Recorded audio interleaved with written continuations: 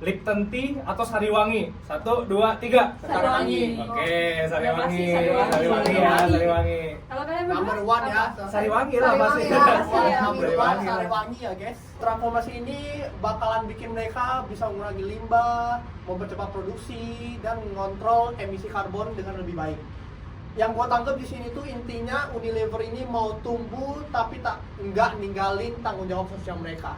Salah satu teknologi yang paling keren yang mereka pakai itu ada yang namanya digital twins. Pakai platform Nvidia Omniverse, yang mana teknologi ini ngeciptain versi digital dan 3D dari produk Unilever. Jadi teknologi itu benar-benar memvisualisasikan desain, warna, bahkan sampai ketika barang itu masuk ke toko. Pose with the bands. Pose with the pose with the pose with the pose pose with the bands.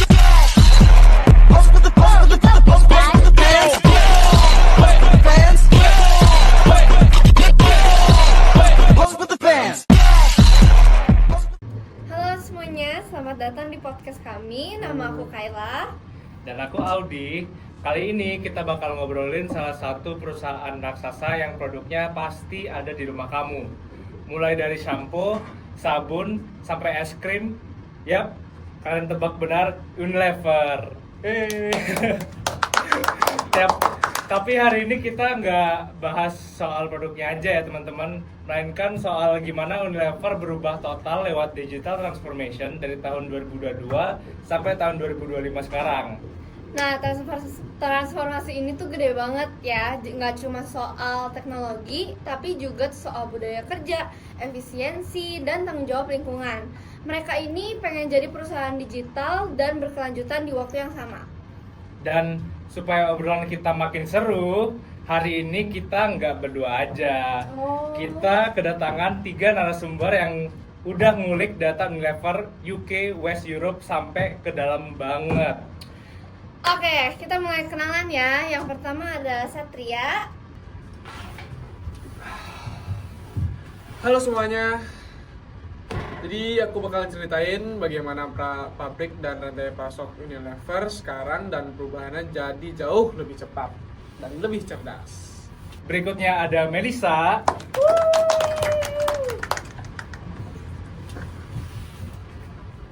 Oke, halo semuanya, perkenalkan nama aku Melisa. Jadi aku bakal ngebahas gimana digitalisasi yang dilakuin Unilever tuh bikin pengalaman belanja setiap konsumennya itu lebih personal. Terus aku juga bakal ngebahas tantangan yang dihadapi pas mau ngelakuin transformasi digital di bagian sumber daya manusianya.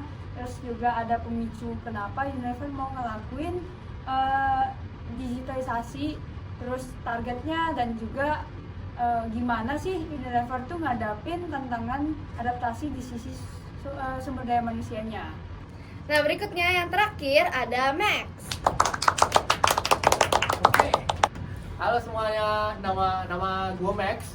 Gue di sini akan kupas hal-hal yang sering nggak kelihatan dari perusahaan Unilever dari luarnya, yang kita nggak pernah lihat dari manapun, kayak tantangan integrasi sistemnya, keamanan datanya, sampai etika penggunaan AI-nya.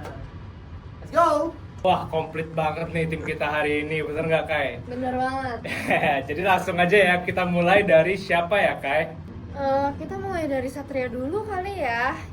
Satria, Unilever kan udah raksasa dunia. Kenapa sih harus repot-repot berubah? Pertanyaan bagus banget nih Kai. Jadi jawabannya simpel.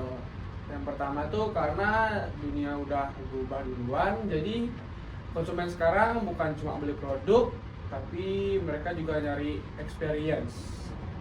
Mereka pengen brand yang relevan, yang dapat tanggap, dan punya nilai sosial. Kalau Unilever nggak ikut menyesuaikan, ya mereka juga bisa jadi ketinggalan dong. Oh, jadi perubahan ini tuh semacam strategi buat tetap relevan di tengah perubahan perilaku konsumen ya? Exactly. Mereka bikin strategi besar yang namanya Growth Action Plan 2030.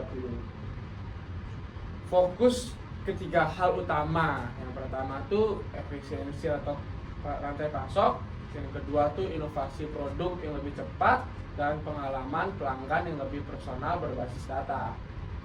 Tujuannya itu bisnis tuh lebih tetap tumbuh lagi dengan cara yang lebih hijau dan efisien. Nah, jadi selain mereka itu fokus ke pertumbuhan, Unilever sendiri juga punya target lingkungan yang besar banget nih. Jadi mereka tuh mau ngurangin plastik atau penggunaan plastik itu sebesar 40% di tahun 2028 dan mereka mau menuju ke net zero emission.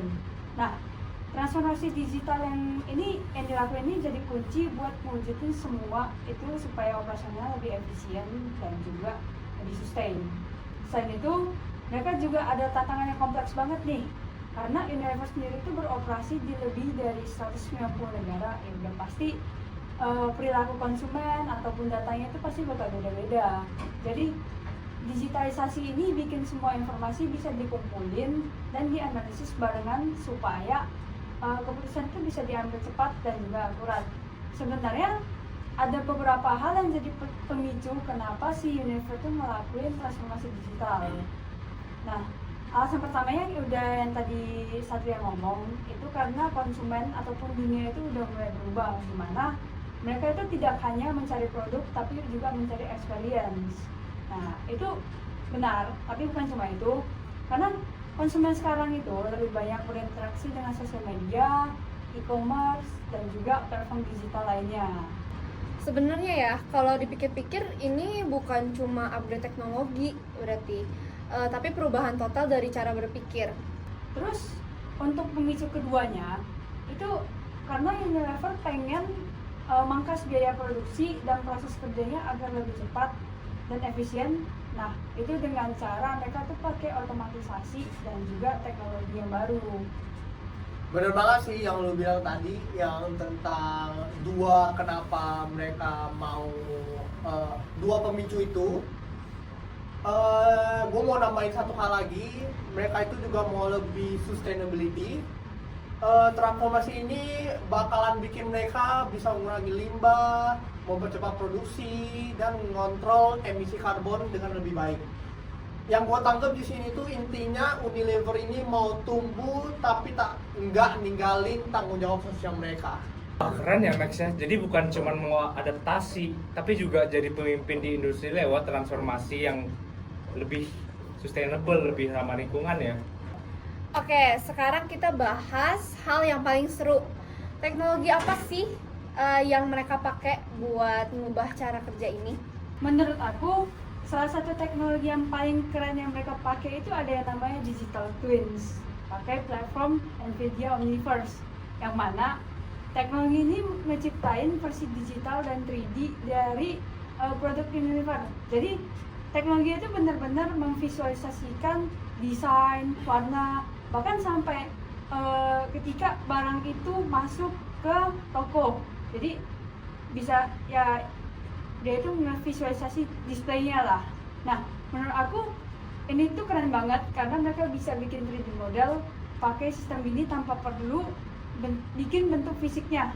Ini juga yang membuat mereka tuh bisa nyiptain prototype dengan cepat, hemat, dan ramah lingkungan.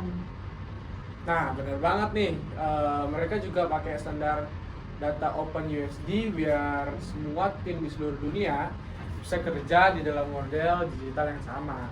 Jadi tim Inggris tuh bisa kerja sama kolaborasi secara real time dengan tim desain yang ada di Belanda. Jadi kayak dunia nyata dan dunia virtual tuh jadi nyatu gitu. Guys, kalian tahu nggak sih kalau Unilever itu punya lebih dari 500 proyek AI yang aktif. Gila banget kan, bisa segitu banyaknya. Dan kerennya lagi, AI ini nggak cuma dipakai buat satu hal aja. Unilever pakai AI ini buat prediksi permintaan produk, jadi mereka bisa tahu kapan stok harus ditambah atau dikurangi. Terus juga buat personalisasi iklan, biar setiap konsumen melihat iklan yang paling relevan sama kebutuhannya. Nggak berhenti di situ aja, AI ini juga bantu mereka menganalisis perilaku konsumen secara real time.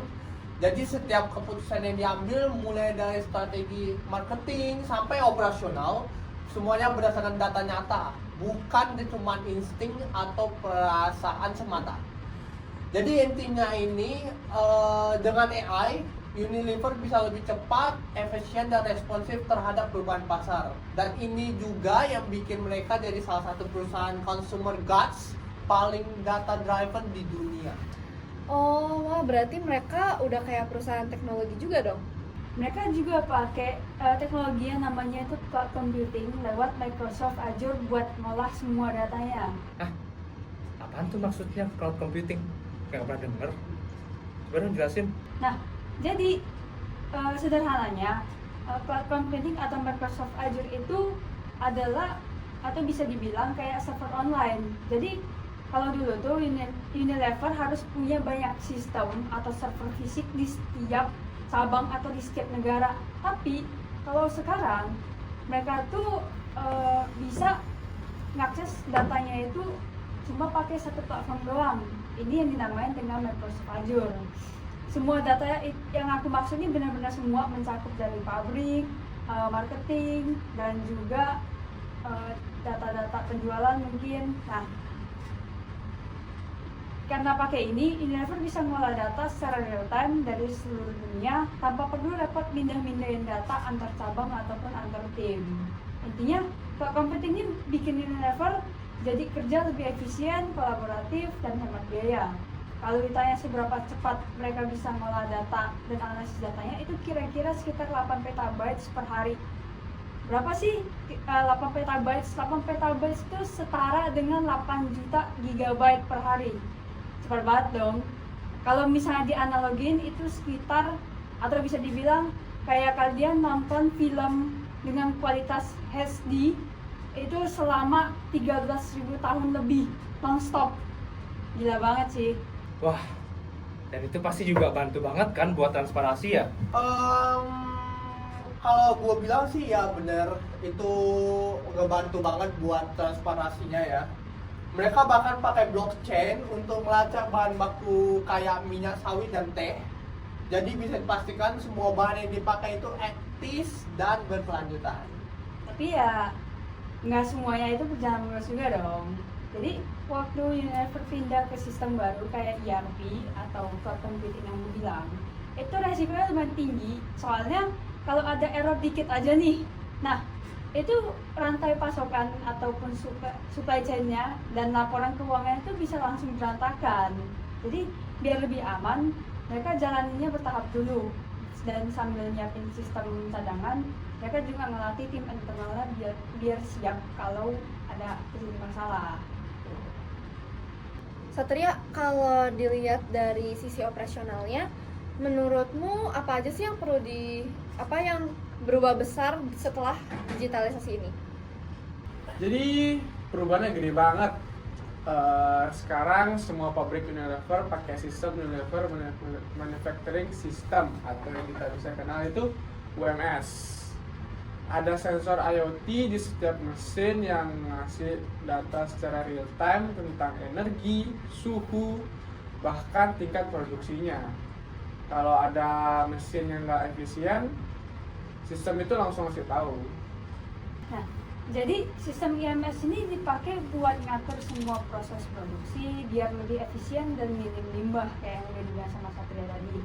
Nah, jadi sistem ini juga membantu Unilever untuk meningkatin produktivitas tanpa nambah biaya yang besar. Nah, nggak cuma itu, mereka juga punya yang namanya Digital Control Tower, di mana ini tuh kayak pusat komando digital yang mantau seluruh rantai pasoknya Unilever dari ujung ke ujung.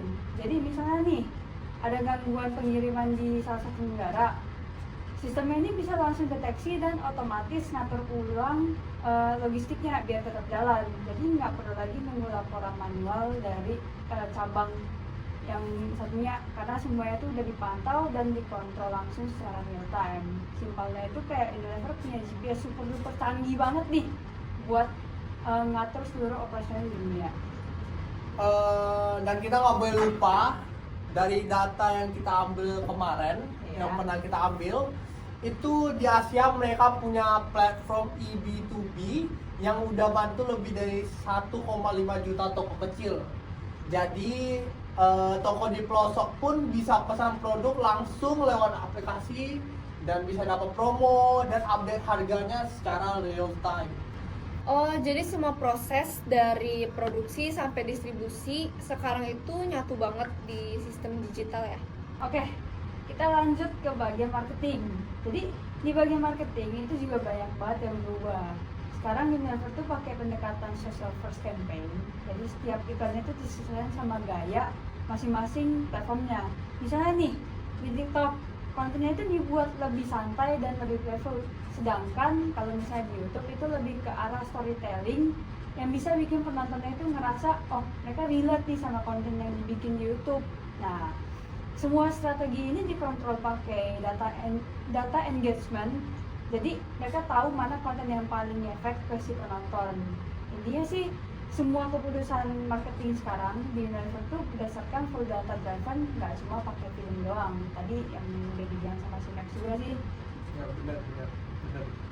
Wah, nggak heran sih kalau brand Unilever ini makin sering muncul di feed kita ya. Oke, sekarang waktunya kita sedikit santai ya. Kita bakal main games namanya This or That Unilever Edition.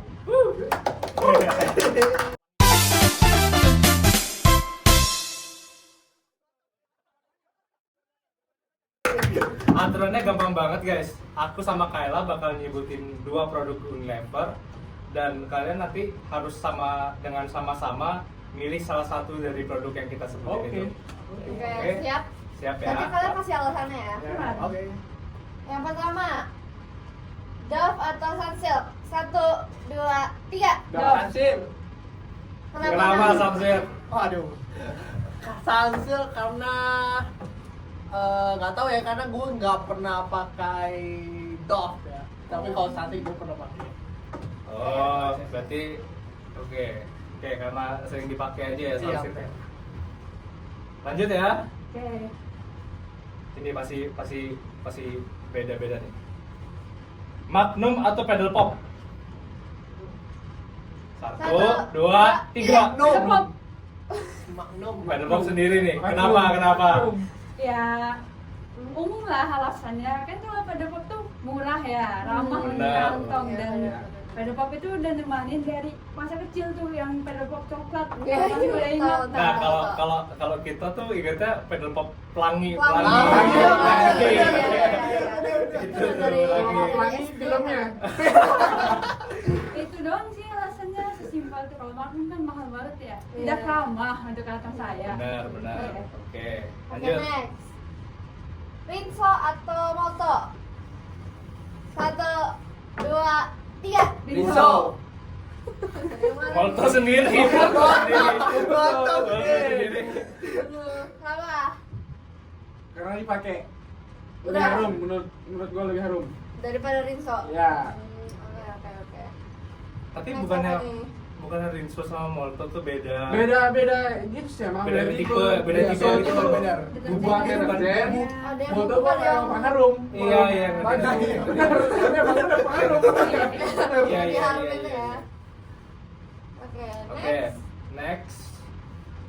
Lipton Tea atau Sariwangi? 1, 2, 3. Sariwangi. Oke, Sariwangi. Sariwangi. Sariwangi ya, Sariwangi. Kalau kalian berdua, Number 1 ya. Sariwangi lah pasti. Sariwangi lah, pasti ya. Number 1 Sariwangi lah. Sariwangi ya, guys. udah dari kecil ya Betul. konsumsinya. Yuk. Oke, pertanyaan terakhir nih. Sustainability atau profit? 1, 1, 2, 3. Profit. Sustainability.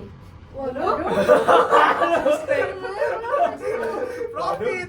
Jelas sustain. Tapi dua-duanya penting sih. Betul. Penting sih Dua-duanya untuk penting. bisnis itu udah penting. Cuman menurut gue sih bisnis harus profit. Buat apa lu sustain kalau nggak profit? Oh, tapi benar sih, kalau Benar nggak? mereka nggak profit, mereka pasti nggak bisa ngelakuin Sama namanya aja sustain. ya. Ya. Saling. Tapi Sama harus penting. dilakukan dengan sustain biar profit. Benar. Ya. Berarti ulang. 1, 2, 3. Profit. Dua-duanya.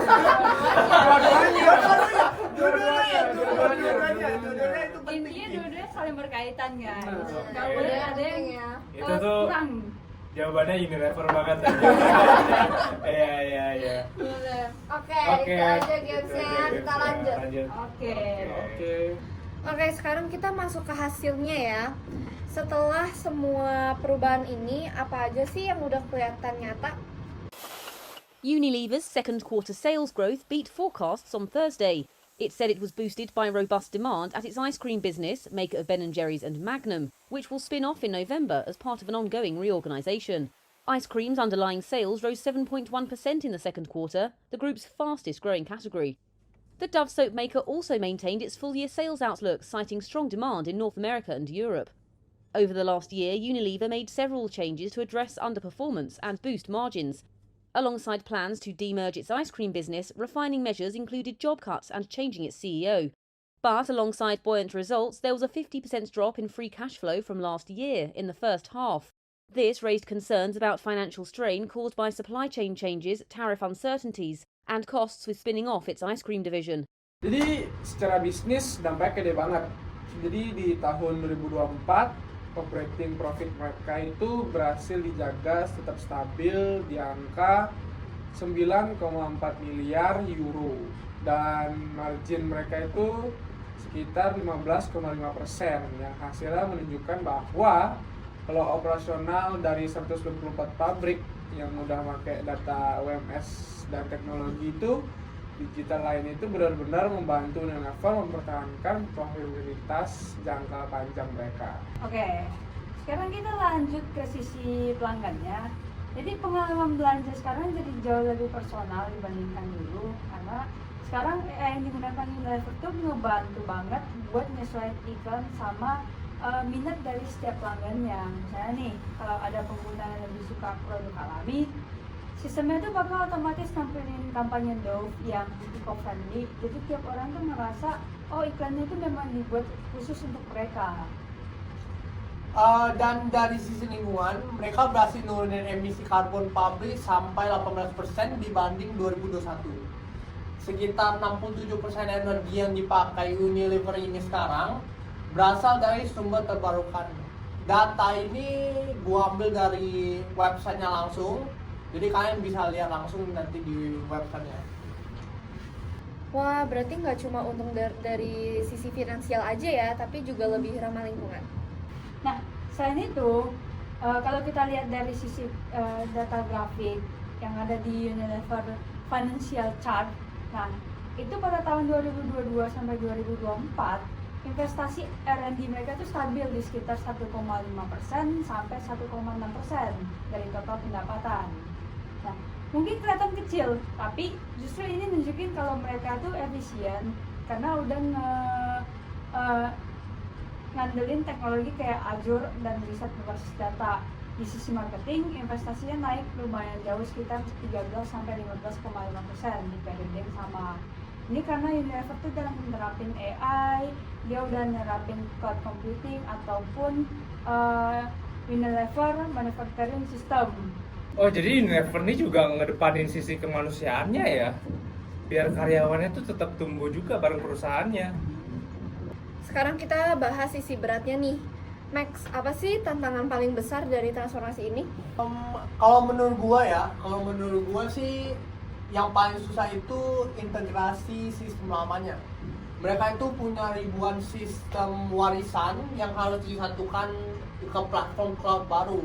Terus masalahnya ada di kualitas datanya. Karena global banget, kadang data yang dari satu region nggak sinkron sama yang lain. Belum lagi dari segi faktor budaya kerja, ya banyak karyawan yang belum terbiasa sama sistem digital. Jadi kayak adaptasinya itu butuh waktu. Makanya Unilever fokus banget dalam pelatihan dan reskilling. Ada juga tantangan di bagian sumber daya manusianya. Jadi gara-gara Unilever tuh ngelakuin atau mulai pakai otomatisasi dan restrukturisasi besar-besaran, jadi berdasarkan berita atau data yang aku dapat, itu ada sekitar 7.500 karyawan yang akhirnya harus dipangkas atau bahasa kasarnya ya dibuang lah. Kebanyakan ini tuh mereka tuh kerja di bagian kantornya. Dampaknya lumayan kerasa, soalnya hal ini sempat ngaruh ke moral dan rasa aman dari karyawan di sana. Tapi ya balik lagi, ini jadi bagian langkah besar Unilever untuk menyesuaikan diri ke era digital sekarang. Terus ada juga isu soal etika AI. AI kan belajar dari data. Nah, kalau misalnya datanya itu bias atau salah, maka hasilnya itu bisa ngaco dan merugikan brandnya juga. Makanya Unilever itu bikin yang namanya AI Ethics Framework, semacam panduan biar AI-nya itu tetap aman dan etis. Jadi setiap hasil kerja AI harus dicek lagi oleh manusia atau oleh karyawan dari perusahaan Unilever itu sendiri, biar hasilnya nggak berantakan lah. Berarti jadi teknologi hebat tuh tetap butuh keseimbangan sama nilai kemanusiaan ya, Kai? Iya banget, teknologi itu bisa bantu, tapi yang bikin keputusan ya tetap manusia. Wah, seru banget ya obrolan kita hari ini, dari pabrik sampai pemasaran, dari AI sampai sustainability, semuanya saling nyambung. Dan yang paling menarik lagi, Unilever tuh nunjukin ke kita kalau perusahaan besar bisa berinovasi tanpa kehilangan arah kemanusiaan dan lingkungan. Bener banget. Jadi transformasi digital tuh nggak cuma tentang kecepatan, tapi juga tentang tanggung jawab. Nah, ini semua jadi bukti kalau misalnya teknologi itu bisa untuk dapatin hasil yang positif selama itu dijalankan dengan sesuai dengan nilai ataupun prinsip dari perusahaannya sendiri. Selain itu, ini kita bukan cuma ngebahas tentang canggihnya teknologi, tapi juga gimana Unilever tuh menjaga inovasinya agar tetap sejalan dengan tanggung jawab mereka, baik secara sosial maupun secara lingkungannya. Menurut gue sih kalau mereka bisa terus konsisten, Unilever ini bisa jadi contoh global bagi perusahaan-perusahaan lainnya di luar sana. Iya, setuju banget sih aku. Oke, thank you Satria, Melisa, dan Max atas kehadirannya di podcast kita hari ini. Dan thank you juga teman-teman yang udah nonton sampai detik ini juga. Nama saya Audi. Nama saya Kayla, kami pamit undur diri, see you next episode. Bye.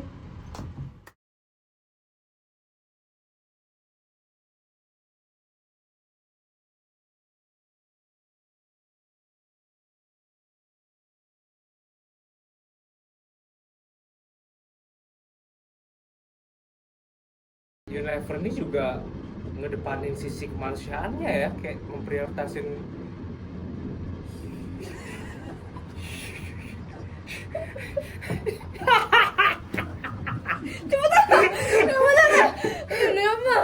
karyawannya tuh tetap tumbuh gitu bareng perusahaannya, nggak perusahaannya doang, karyawannya juga sebagai karyawannya.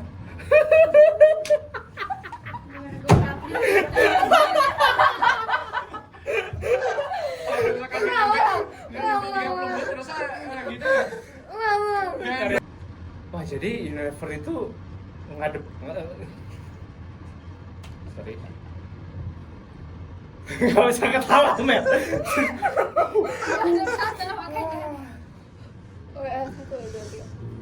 Oh, jadi Unilever ini juga ngedepak. Kayla, stop.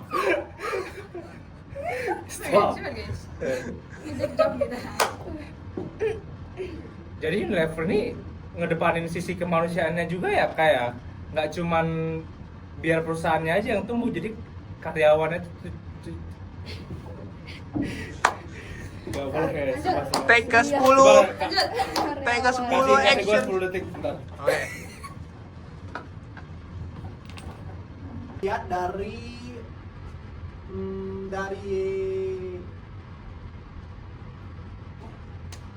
kok jadi lupa gue. Terus ada juga isu sosial, isu soal etika AI. Wow.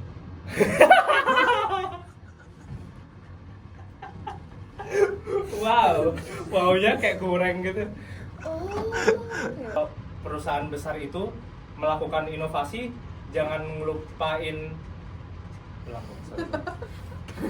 oh katanya take dua. Tiga ini. Action. Ini terima kasih juga buat kalian.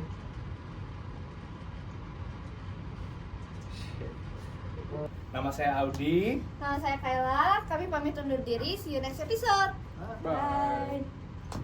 Alhamdulillah. Terima kasih.